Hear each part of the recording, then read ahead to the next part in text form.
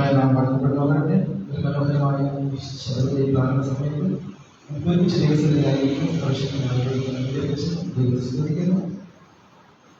ഇന്നത്തെ ചിന്തകളിലേക്ക്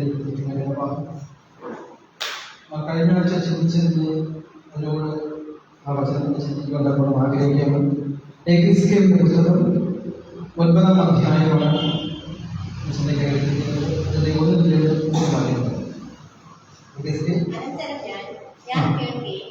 അവൻ അത്യുച്ചത്തിൽ വിളിച്ചു നഗരത്തിന്റെ സന്ദർശനങ്ങളെ അടുത്തു വരുമാറാക്കുകയും ഓരോരുത്തരും നാശകരമായ ആയുധം കയ്യിലെടുക്കട്ടെ എന്ന് കൽപ്പിച്ചു.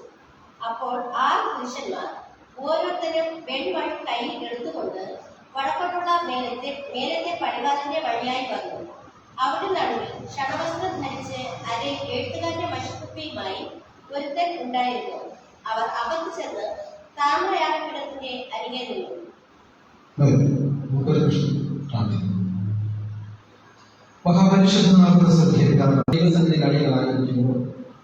ദൈവം ജീവിതത്തിൽ പല പ്രയാസങ്ങളും പ്രതിസന്ധികളും ഞങ്ങൾ ഓരോരുത്തരും ജീവിതത്തിൽ കൊണ്ടുപോകണം.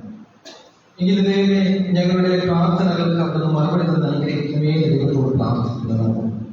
ദൈവാലയത്തിൽ കർത്താവേ, ഞങ്ങളുടെ ഹൃദയങ്ങൾ ദൈവസന്നിധിയിൽ തുറക്കുമ്പോൾ ഞങ്ങളുടെ പ്രാർത്ഥനകൾ അവിടുന്ന് സ്വീകരിക്കുന്നതാകണമേ.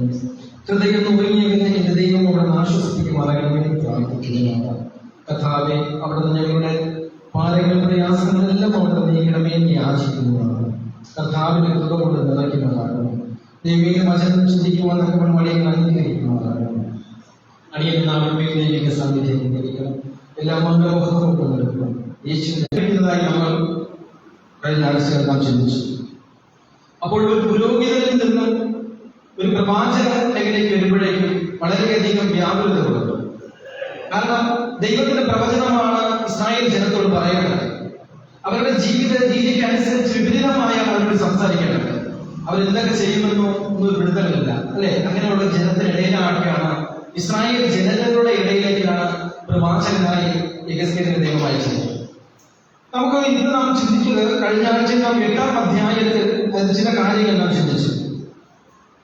യെരൂശലേമിൽ നിന്നും നടക്കുന്നതായ മ്ലേച്ഛതകളെ കുറിച്ചാണ് പ്രവാചകന് യഹോവയായ ദൈവം കാണിച്ചു കൊടുത്തത്. അവിടെ നടക്കുന്നതായ വിഗ്രഹ ആരാധനയും ദൈവത്തിന് അനിഷ്ടമായുള്ള യാഗാർപ്പണങ്ങളും നടക്കുന്നു. അത് ആരൊക്കെയാണ് ചെയ്യുന്നത് എന്ന് പറഞ്ഞു കഴിഞ്ഞാൽ, ആരാണ് ചെയ്യുന്നത്? ശ്രേഷ്ഠരായ പുരോഹിതന്മാരും മൂപ്പന്മാരും സ്ത്രീകളും അവർ കുഞ്ഞുങ്ങളെല്ലാവരും തന്നെ ദൈവത്തിന് വിപരീതമായി ചെയ്യുന്നു. ദൈവം ഞങ്ങളെ തള്ളിക്കളഞ്ഞിട്ട് പോയി എന്ന് പറഞ്ഞുകൊണ്ടാണ് അവർ ഇത്തരത്തിലുള്ള പ്രവൃത്തികൾ ചെയ്യുന്നതായി കാണുന്നത്. ഇത്തരത്തിലെല്ലാം പ്രവാചകനോട് ദൈവം കാണിച്ചു കൊടുക്കുമ്പോൾ, അല്ലെ, അപ്പോൾ ദൈവം ഒരു നഗരത്തെ നശിപ്പിക്കുമ്പോൾ അതിന്മേൽ ന്യായവിധി നടത്തുന്നതിന് മുൻപായി തന്നെ പ്രവാചകനോട് ദൈവം അരുളി ചെയ്യും, ആ പട്ടണത്തോട് നീ പ്രവചിച്ചു പറയണമെന്ന് പ്രവാചകനോട് അവിടെ പറയുന്നു. ഇവിടെ യെഹെസ്കേലിനെ തിരഞ്ഞെടുക്കുന്നത് എന്താണ്? ഇസ്രായേലിന്റെ പാപങ്ങളെ കുറിച്ച് ചൂണ്ടിക്കാണിച്ചു കൊടുക്കുവാൻ, പ്രബോധിപ്പിക്കുവാൻ വേണ്ടിയാണ് അവിടുന്ന് പ്രവാചകനെ വിളിച്ച് വേർതിരിച്ചതെന്ന് നമുക്ക് കാണാൻ കഴിയുന്നത്. ഇവിടെ നാം ഇന്ന് വായിച്ചു കേട്ടതായ തിരുവചനത്തിലാണ് വായിക്കുന്നത്, അനന്തരം ഞാൻ കേൾക്കെ അവൻ അത്യുച്ചത്തിൽ വിളിച്ച് നഗരത്തിന്റെ സന്ദർശനങ്ങളിൽ അടുത്തു വരുമാറാക്കുവേൻ ഓരോരുത്തൻ നാശകരമായ ആയുധം കയ്യിലെടുക്കട്ടെ എന്ന് കൽപ്പിച്ചു. ഇവിടെ യഹോവയായ ദൈവം പറയുകയാണ്, നിൽക്കുമ്പോൾ അവരുടെ കയ്യിൽ നിന്നിട്ട് ആയുധം, അല്ലെ, വെൺമെഴുകു പിടിച്ചുകൊണ്ടാണ് അവർ നിൽക്കുന്നത്. നമുക്കറിയാം, ഒരു പട്ടാളക്കാരനെ സംബന്ധിച്ച് അവൻ എപ്പോഴും ബോർഡറിൽ നിൽക്കുമ്പോൾ എങ്ങനെയായിരിക്കും? അവൻ തോക്കെല്ലാം, അല്ലെ, നല്ല പുള്ളി ചെയ്ത് വെടി ഉതിർക്കാൻ തക്കവണ്ണം സജ്ജനായി നിൽക്കും. തന്റെ കമാൻഡറിന്റെ ആ ഒരു വാക്ക് കേട്ട ഉടനെ ചെയ്യും, ആ പട്ടണത്തെ ആക്രമിക്കുവാൻ തക്കവണ്ണം അത്രയ്ക്കും ജാഗരൂകനായി നിൽക്കുമെന്ന് നമുക്ക് കാണാം. ഇവിടെ യെഹെസ്കേലിനെ കാണിച്ചു കൊടുക്കുന്നത്, ആ ദേശത്തിൽ ന്യായവിധി നടപ്പാക്കുവാൻ തക്കവണ്ണം ആര് നിൽക്കുകയാണ്? 6 പുരുഷന്മാർ തയ്യാറെടുത്ത് നിൽക്കുകയാണ്, അല്ലെ? അപ്പോൾ 6 പുരുഷന്മാർ തയ്യാറെടുത്ത് നിൽക്കുമ്പോൾ അതിനുശേഷം ഒരാളെ വിളിച്ചു പറയുന്നുണ്ട്. ആരാണ് പറയുന്നത്? അത് താഴോട്ട് പറയുന്നത്, എടുത്തുകൊണ്ട് താമ്രപീഠത്തിന്റെ അരികിൽ നിന്നു. അപ്പോൾ ഇവിടെ 4 ദൂതന്മാർ നിൽക്കുമ്പോൾ അവരോട് പറയുകയാണ്, നിങ്ങൾ ഇപ്പോൾ പട്ടണം നശിപ്പിക്കുന്നതിന് മുമ്പായി തന്നെ അവിടെ ദൈവം പ്രത്യേകിച്ച് ഒരാളെ നിർത്തുന്നതാണ്. ആരാണ്? ഒരു എഴുത്തുകാരനെ പോലെ അല്ലേ? അവൻ കയ്യിൽ മഷിക്കുപ്പിയുമായി അവിടെ നിൽക്കുന്നതായി നമുക്ക് കാണാൻ കഴിയും. അപ്പോൾ എന്തിനു വേണ്ടിയാണ് അവിടെ നമ്മൾ നിൽക്കുന്നത് എന്ന് നമുക്ക് തുടർന്നുള്ള ഭാഗം ചിന്തിക്കുമ്പോൾ നമുക്ക് കാണാം അല്ലേ? അവിടെ നശിപ്പിക്കുന്നതിന് മുമ്പായി തന്നെ ചിലരെ എന്ത് ചെയ്യാനുണ്ട്? അവിടുന്ന് ദൈവത്തിന് അവരുടെ ഇടയിൽ നിന്നും ശേഖരിക്കേണ്ടതുണ്ട് എന്ന് നമുക്ക് കാണാൻ കഴിയും. ഇവിടെ പ്രവാചകൻ ഇത് കേട്ടപ്പോൾ തന്നെ ഈ 1, 2, 3 വാക്യങ്ങൾ വായിച്ചു പ്രവാചകന്റെ മനസ്സിൽ വളരെയധികം ദുഃഖം നിറഞ്ഞു കാണും അല്ലെ? ഒരു സമയത്ത് ഞാൻ ആരായിരുന്നു? യെരൂശലേം ദൈവാലയത്തിന് യഹോവയ്ക്ക് അവിടുന്ന് ബലിപീഠങ്ങളിൽ യാഗം അർപ്പിക്കുന്ന ഒരു വ്യക്തിയായിരുന്നു. എന്നാൽ ഇപ്പോൾ നടക്കുന്നതായ സകല ക്ലേശങ്ങൾ നിമിത്തം ദൈവം അവരുടെ കരുണ കാണിക്കുന്നവരാണ് നമ്മുടെ ദൈവം അല്ലെ? ദൈവത്തിന്റെ ക്രോധം എവിടെയെല്ലാം പ്രത്യക്ഷപ്പെടും അവിടെ അതിന് മുമ്പായി തന്നെ ദൈവത്തിന്റെ ദയയും ആദ്യം കാണാൻ കഴിയും. അതാണ് ദൈവം പറയുന്നത്. എന്താണ് പറയുന്നത്? പ്രവാചകൻ ദൈവം തിരഞ്ഞെടുത്തതിന്റെ ഉദ്ദേശം അതാണ്. നിങ്ങൾക്ക് മാനസാന്തരപ്പെടുവാൻ ഒരവസരം കൂടി നൽകിയിരിക്കണം അല്ലെ? പ്രവാചകൻ പറയുന്നതായ പ്രബോധന വാക്കുകൾ കേട്ടുകൊണ്ട് ദൈവത്തിലേക്ക് നിങ്ങൾ മടങ്ങി വരേണ്ടത് ഏറ്റവും ആവശ്യമാണ്. അവിടെ ഉത്തരവാദിത്വം കൊടുക്കും അല്ലെ? എന്താണ് ഉത്തരവാദിത്വം? നമുക്ക് ഈ ദൂതന്മാരെ കുറിച്ച് നമുക്ക് കാണുമ്പോൾ എന്താണ് നമ്മൾ ഇന്നലെ രാത്രി നമ്മൾ ചിന്തിച്ചു. ഇന്നലെ രാത്രി നമ്മളല്ലേ ഇതിനെക്കുറിച്ച് നമ്മൾ ചില കാര്യങ്ങൾ നമ്മൾ ചിന്തിച്ചു. ദൈവത്തിന്റെ അടയാളം, ദൈവം അടയാളം എടുത്തതിനെ കുറിച്ച് നമ്മൾ ചിന്തിച്ചു അല്ലെ? അവിടെ എന്താണ്? വെളിപ്പാട് പുസ്തകം 7-ാം അധ്യായം അതിന്റെ 1 മുതൽ 3 വരെയുള്ള വാക്യങ്ങൾ വായിക്കുമ്പോൾ നമുക്ക് അവിടെ കാണാൻ കഴിയും. അവിടെ അതിനുശേഷം ഭൂമിമേലും കടലിന്മേലും ഏതൊരു വൃക്ഷത്തിന്മേലും കാറ്റ് ഊതാതിരിക്കേണ്ടതിന് 4 ദൂതന്മാർ ഭൂമിയുടെ 4 കാറ്റും പിടിച്ചുകൊണ്ട് ഭൂമിയുടെ 4 കോണിൽ നിൽക്കുന്നതായി കണ്ടു. ഇവിടെ യെഹെസ്കേലിന്റെ പുസ്തകത്തിൽ നാം കണ്ടതായ ദർശനത്തിൽ അതൊരു പരിസമാപ്തി വന്നു നമുക്ക് പിന്നീട് കാണാൻ കഴിയും. ഇവിടെ വെളിപാടുകാരനായ യോഹന്നാന് യഹോവയായ ദൈവം കാണിച്ചു കൊടുത്തതായ ദർശനത്തിൽ ഇവിടെ ആരൊക്കെയാണ് നിൽക്കുന്നത്? 4 ദൂതന്മാർ 4 കാറ്റും പിടിച്ചുകൊണ്ട് അവർ എവിടെ നിൽക്കുന്നു? 4 കോണിൽ നിൽക്കുന്നതായി കാണുന്നു. ഈ പ്രവചനം ഇതുവരെയും നിവർത്തീകരിച്ചിട്ട് നമ്മൾ എല്ലാവരും മനസ്സിലാക്കേണ്ട കാര്യമാണ്. ദൈവത്തിന്റെ ന്യായവിധി ആരംഭിക്കുവാൻ പോവുകയാണ്. ഇന്നും ദൈവത്തിന് വിപരീതമായ ആരാധനകൾ ദൈവസ്ഥാനത്ത് നടക്കുമ്പോഴേക്കും ദൈവം ഒരിക്കലും ഇത് കാണിച്ചു കൊടുക്കും. ദൈവം ഇത് പ്രവാചകന്മാർക്ക് കാണിച്ചു കൊടുക്കുന്നു. ദൈവത്തിന്റെ വചനങ്ങളിലേക്ക് നിങ്ങൾ മടങ്ങി വരുമെന്ന് ദൈവത്തിന്റെ വചനം പറയുന്നു. എന്നാൽ അവരിൽ നിന്നും ദൈവത്തിന് ഒരു പദ്ധതിയുണ്ട് അല്ലെ? ദൈവത്തിന് ഒരു പദ്ധതിയുണ്ട്. അവിടെ എന്താണ് പറയുന്നത്? വെളിപാട് പുസ്തകം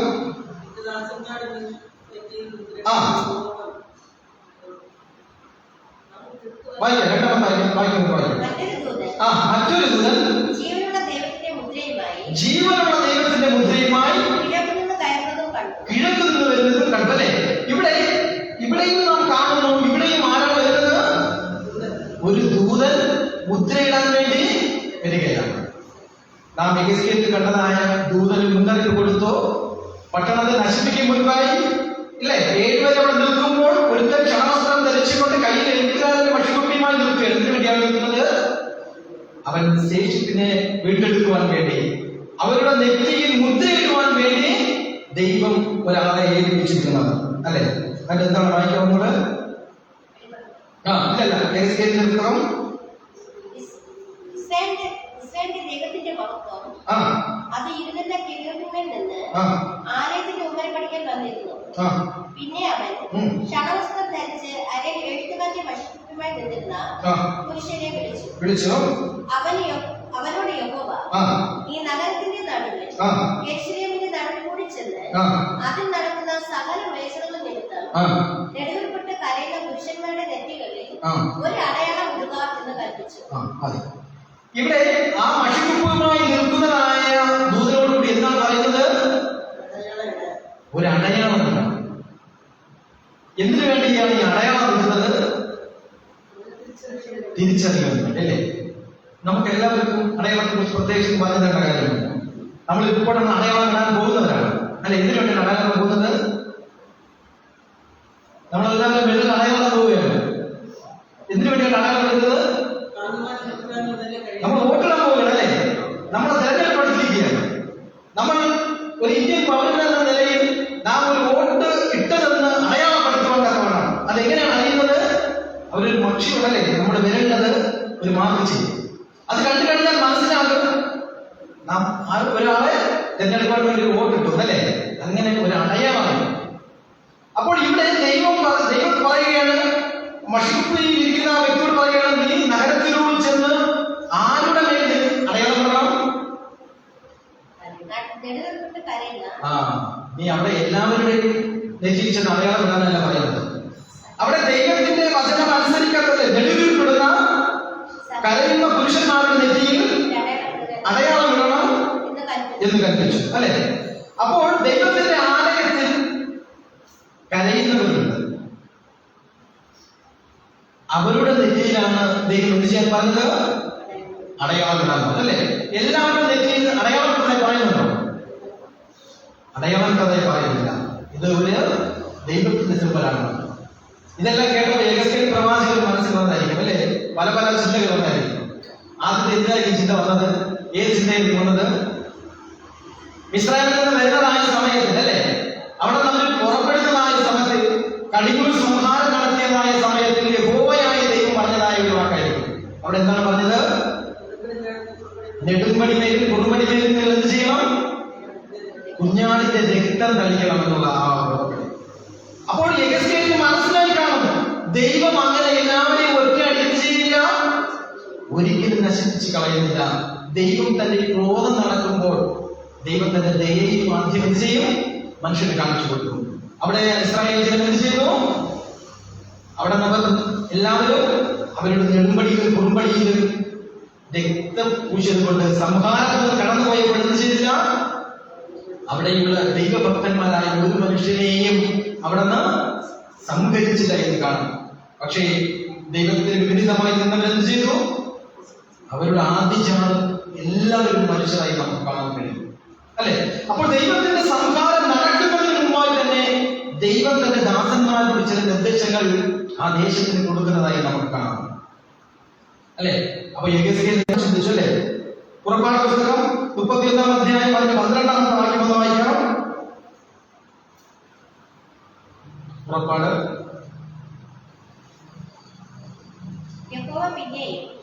യഹോവ പിന്നെയും മോശയോട് കൽപ്പിച്ചത് നീ ഇസ്രായേൽ മക്കളോട് പറയേണ്ടത്, നിങ്ങൾ എന്റെ ശബത്തുകളെ ആചരിക്കണം. അവിടെയല്ലേ ദൈവം ആരുടെ ശബദമാണത്? നിങ്ങൾ എന്റെ ശബദങ്ങൾ അല്ലേ? ആരുടെ ശബദമാണ്? ഇത് മനുഷ്യന്റെ ശബദമാണ് അല്ല, ഇത് ദൈവം ഇസ്രായേൽ ജനത്തിന് കൊടുത്തതായ ശബദങ്ങളാണ്. നിങ്ങൾ അതെന്ത് ചെയ്യണം? നിങ്ങൾ അത് ആചരിക്കണം. ഞാൻ നിങ്ങളെ ശുദ്ധീകരിക്കുന്ന യഹോവയാകുന്നു എന്നറിയേണ്ടതിന് അത് തലമുറ തലമുറയായി എനിക്കും നിങ്ങൾക്ക് മധ്യേ ഒരടയാളമാകുന്നു അല്ലെ? അപ്പോൾ തലമുറ തലമുറയായി നാം ഓരോരുത്തരും എന്ത് ചെയ്യുക? ഈ വിശുദ്ധ ശബദത്തിന് ആ സത്യം നമ്മൾ കൈമാറി പോകുക. നമ്മുടെ കുഞ്ഞുങ്ങളോടുകൂടെയും നാം കാണുന്നവരോടുകൂടെയും ദൈവത്തിന്റെ ശബ്ദം ഇത് നമുക്ക് ദാനമായി നൽകിയിരിക്കുകയാണ് അല്ലെ? നാം അത് എന്ത് ചെയ്യുക? അതനുസരിച്ചുകൊണ്ട് നാം പോവുക. അപ്പോൾ അങ്ങനെ നാം ഓരോരുത്തരും നമുക്ക് മനസ്സിലാക്കാൻ കഴിയും, നമ്മുടെ നെറ്റിയിൽ എന്തുണ്ട്? അടയാളമുണ്ട് അല്ലെ? അപ്പോൾ ദൈവത്തിന്റെ മുദ്ര എന്ന് പറയുന്നത് ദൈവത്തിന്റെ വിശുദ്ധ ശബ്ദങ്ങളാണ്. അതാണ് നമുക്ക് ദൈവം തന്നത്. എന്തിനു വേണ്ടി? നാമും മറ്റുള്ളവരും തമ്മിലുള്ള വ്യത്യാസം മനസ്സിലാക്കുക. ഒരു ദൈവ പൈതലും ദൈവ ഭയമില്ലാത്തവരും തമ്മിലുള്ള വ്യത്യാസം മനസ്സിലാക്കുവാൻ അവന്റെ കൽപ്പനകൾ അനുസരിച്ച് ജീവിക്കണമെന്ന് ദൈവത്തിന്റെ വചനം നമ്മോട് പറയുന്നു അല്ലെ? എന്നാൽ ദൈവത്തിന്റെ മുദ്ര എന്ന് പറയുമ്പോൾ തന്നെ ദൈവത്തിന് വിപരീതമായുള്ള മുദ്രയുമുണ്ട്. വെളിപ്പാട് പുസ്തകം 16-ാം അധ്യായം അതിൽ 1-2 വാക്യം വായിക്കാം. നിങ്ങൾ പോയി ക്രോധകലശം 7 ഭൂമിയിൽ ഒഴിച്ചു കളവിൻ എന്ന് ഒരു മഹാശബ്ദം ദൈവാലയത്തിൽ നിന്ന് 7 ദൂതന്മാരോട് പറയുന്നത് ഞാൻ കേട്ടു. ഒന്നാമത്തവൻ പോയി തന്റെ കലശം ഭൂമിയിൽ ഒഴിച്ചു. അപ്പോൾ മൃഗത്തിന്റെ മുദ്രയുള്ളവരും. അപ്പൊ ഈജിപ്ത്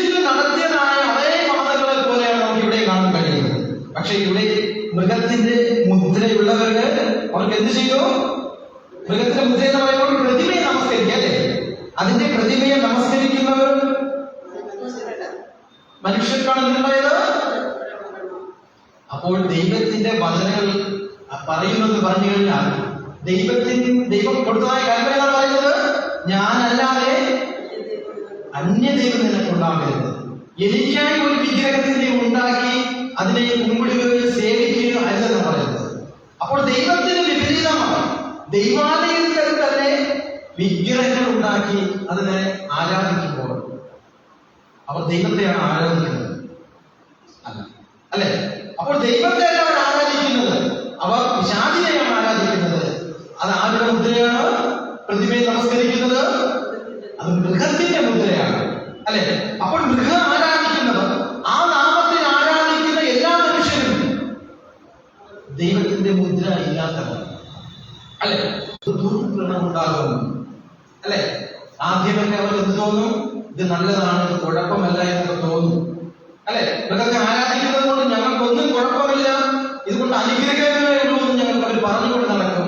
എന്നാൽ അവസാനമാകുമ്പോൾ അവർക്ക് വലിയ പ്രയാസങ്ങളും പ്രതിസന്ധികളും ഉണ്ടാകും. കാരണം ദൈവക്രോധം അവിടെ വെളിപ്പെടുമ്പോഴേക്കും അവർക്ക് പിടിച്ചു നിൽക്കുവാൻ കഴിയുകയില്ല അല്ലെ? ദൈവത്തിന്റെ മുദ്ര ഇല്ലാത്തവർ അവർക്ക് പിടിച്ചു നിൽക്കുവാൻ കഴിയില്ല ദൈവം ഒരിക്കലും. ഇവിടെ ഈജിപ്തിൽ നടന്നതായ ആ സന്ദർഭം പോലെയാണ്.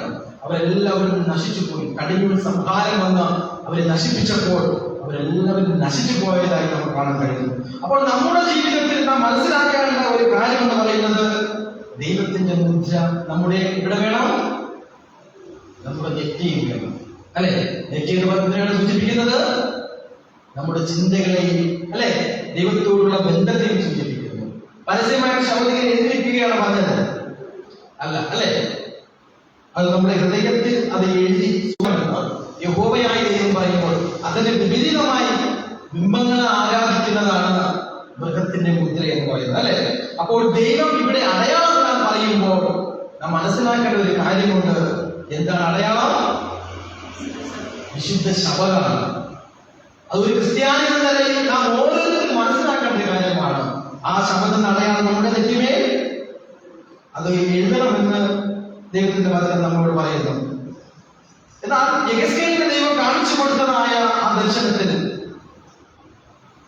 നിങ്ങൾ സകല മനുഷ്യരെയും എന്ത് ചെയ്യുക?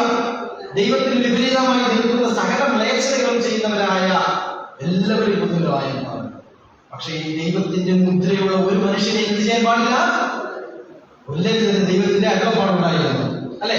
അവരുടെ നെറ്റിയിൽ എന്തുണ്ട്? അവർ നെറ്റിയിൽ ദൈവത്തിന്റെ ശബ്ദങ്ങൾ ഉണ്ടായിരുന്നു അല്ലെ?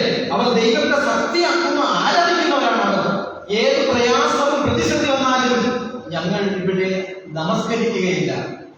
ദാനിയേൽ, ശദ്രക്ക്, മേശക്ക്, അബേദ്നെഗോയുടെ ഒരിക്കലും ഞങ്ങൾ ആ ബിംബത്തിന്റെ മുമ്പിൽ ഞങ്ങൾ മടങ്ങുകയില്ല, ഞങ്ങൾ വണങ്ങുകയില്ല, ഞങ്ങൾ നമസ്കരിക്കുകയില്ല എന്ന് അവിടുന്ന് ഒരു ഉറച്ച വിശ്വാസം ഉണ്ടായിരുന്നു. 3 ബാലന്മാരെ ഞങ്ങൾ പിടിച്ചോണ്ട് പോയത് അല്ല അല്ലെ? അവിടെ നിന്ന് അനേക ജനങ്ങളെ പിടിച്ചോണ്ട് പോയി. എന്നാൽ അവിടുന്ന് ആ അത്രയും ജനക്കൂട്ടമുള്ളപ്പോഴും അവിടെ ദൈവത്തിന് ഒരു ശേഷിപ്പുണ്ടായിരുന്നു അല്ലെ? അവിടുത്തെ ദൈവത്തിനൊരു ശേഷിപ്പുണ്ടായിരുന്നു. അവരുടെ അവർക്ക് വേണ്ടി നാം കരയണം, അവരോട് പറഞ്ഞു കൊടുക്കണം. അതിനു വേണ്ടിയാണ് പ്രവാചകനെ തിരഞ്ഞെടുത്തത്. നാം ഓരോരുത്തരെയും ദൈവം തിരഞ്ഞെടുത്തിരിക്കുകയാണ്. ഇതിനു വേണ്ടി ഒരു പ്രവാചകനായി ദൈവം നമ്മൾ തിരഞ്ഞെടുത്തിരിക്കുകയാണ്. അപ്പൊ നാം ഓരോരുത്തരും വിഗ്രഹങ്ങളെ ആരാധിക്കുന്നത് കാണുമ്പോൾ നാം ഓരോരുത്തരും പറഞ്ഞു കൊടുക്കണം അല്ലെ? എന്ത് പറഞ്ഞു കൊടുക്കണം? ഇതെല്ലാം വിശുദ്ധ ശബ്ദം നിങ്ങൾ അനുസരിക്കണം, അത് ദൈവവും മനുഷ്യനും തമ്മിലുള്ള ബന്ധമാണെന്ന് നാം പറഞ്ഞു കൊടുക്കണമെങ്കിൽ നാം ഓരോരുത്തരും എന്ത് ചെയ്യുകയില്ല? അവന്റെ രക്തത്തിന് നമ്മൾക്ക് കണക്ക് ചോദിക്കുകയില്ല. ദൈവം നമ്മൾക്ക് കണക്കല്ലെങ്കിൽ ചോദിക്കുകയില്ല. നിന്നെ ഞാൻ പ്രവാചകനായി തിരഞ്ഞെടുത്താൽ യേശു നിർത്തിയപ്പോൾ എന്തുകൊണ്ട് പറഞ്ഞില്ല?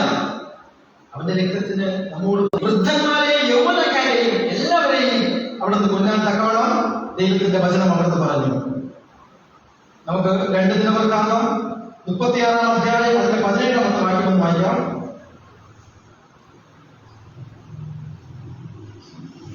2 ദിനവൃത്താന്തം 36-ാം അധ്യായം 36-ന്റെ 17. അതുകൊണ്ട് അവൻ അവിടെ നേരെ വരുത്തി. അവൻ അവിടെ യൗവനക്കാരെ അവരുടെ വിശുദ്ധമന്ദിരമായ ആലയത്തിൽ വെച്ചു വാൾ കൊണ്ട് കൊന്നു. അവൻ യൗവനക്കാരെയും കന്യകയെയോ വൃദ്ധനെയോ ആദരിക്കാതെ അവരെയൊക്കെയും അവന്റെ കയ്യിൽ ഏൽപ്പിച്ചു കൊടുത്തു. ദൈവാലയത്തിലെ അവിടെ നശിപ്പിച്ചു, സകല മനുഷ്യരെയും അവിടെ കൊന്നുകളഞ്ഞു.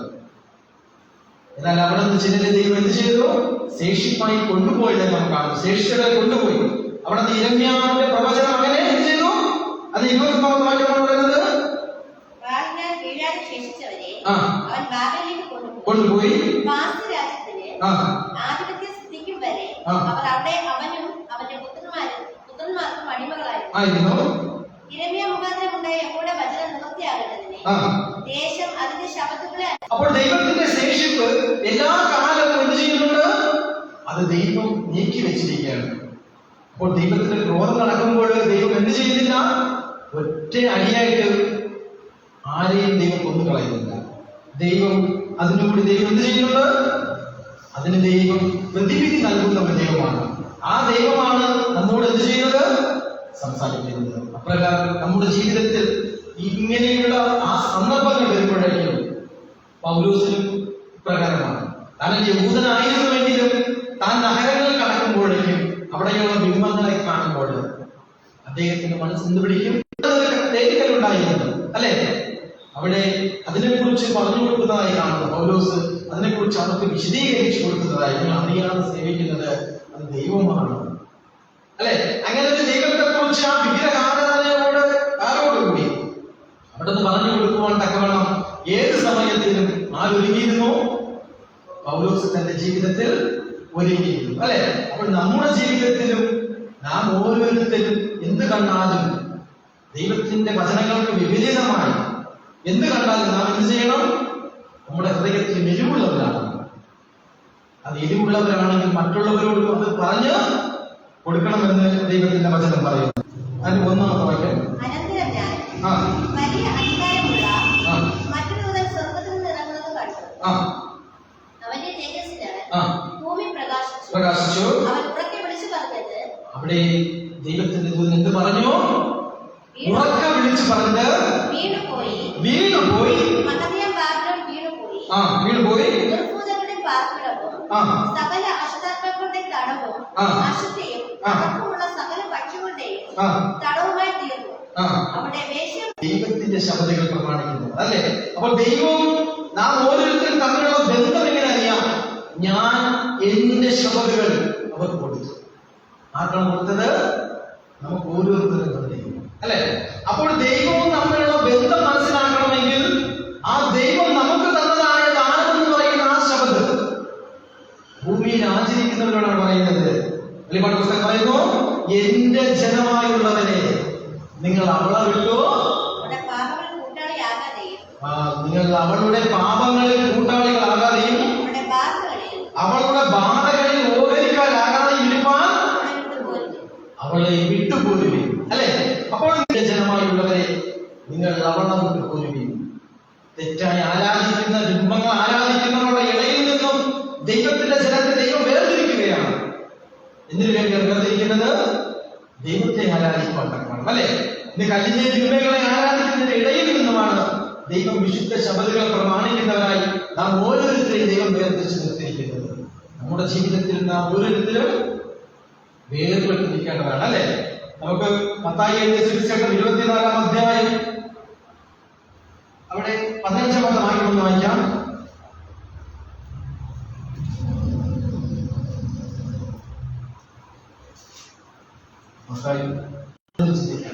അല്ലെ?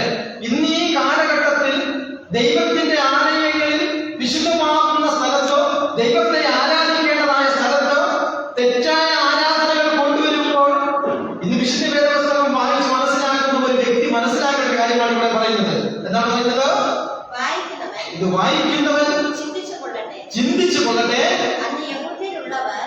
യഹൂദിയിലുള്ളവർ മലകളിലേക്ക് ഓടിപ്പോകട്ടെ. വീട്ടിന്മേൽ ഇരിക്കുന്നവൻ വീട്ടിലുള്ളത് എടുക്കണമെന്ന് ഇറങ്ങരുത്. വയലുള്ളവൻ വസ്ത്രം എടുക്കാൻ മടങ്ങി പോകരുത്. അവിടെ തുടർന്നുള്ള ഭാഗം വായിക്കുമ്പോൾ ന്യായവിധിയെ കാണുന്നത് അല്ലേ? ഈ അനീതിയാണ് അവിടെ നിരുക്തി പുരുഷന്മാരും ചെയ്തുകൊണ്ടിരിക്കുന്നത്. എവിടെയാണ് ചെയ്തുകൊണ്ടിരുന്നത്? അവർ ദൈവത്തിന്റെ ആകാരത്തിൽ അല്ലെ, ദൈവത്തിന് യാഗമർപ്പിക്കാനുള്ള സ്ഥലത്ത് നിന്നുകൊണ്ട് അവർ വ്യർത്ഥമായി അവിടെ നിന്ന് ആരാധന നടത്തുന്നതായി കണ്ടു. ദൈവം അവരെ നശിപ്പിച്ചതായി നമുക്ക് കാണാൻ കഴിയും അല്ലെ? നമ്മുടെ ജീവിതത്തിലും ദൈവം നമുക്ക് നൽകുന്ന ഒരു അന്ത്യം മുന്നറിയിപ്പാണ്. ഇതാണ് എന്റെ ജനമായുള്ളവരെ നിങ്ങൾ അവളെ വിട്ട് പോരുക. നമ്മുടെ ജീവിതത്തിലും പാപ സ്വഭാവങ്ങളിൽ അവളെ വിട്ടുവരുന്നത് ഒരിക്കലും.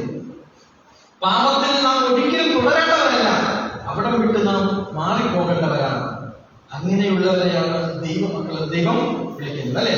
നമ്മുടെ ജീവിതത്തിൽ ശബദിനെ ശുദ്ധീകരിച്ച് കാണാൻ കഴിയും. അപ്പോൾ ശബദ് ഉൽപ്പത്തി മുതലേ ഉള്ളതാണ്. അത് യഹൂദന് വേണ്ടി മാത്രം ഉണ്ടാക്കിയതല്ല, അത് നമുക്ക് ഓരോരുത്തർക്കും ദൈവം നൽകിയതാണ്. ദൈവവും മനുഷ്യനും തമ്മിലുള്ള ബന്ധം ഭൂമിയിൽ നിലനിർത്താൻ വേണ്ടി അല്ലെ? അപ്പോൾ ദൈവമക്കളാകുന്ന ആ മുദ്രയേറ്റുകൊണ്ട് ദൈവത്തിന്റെ വരവോളം കാത്തിരിക്കുവാൻ വേണം, വിശ്വസ്തയോടെ നിലനിൽക്കുവാൻ വേണം. ഈ വചനങ്ങളാൽ ദൈവം എന്നെ അനുഗ്രഹിക്കുന്നതാകട്ടെ. ആമേൻ.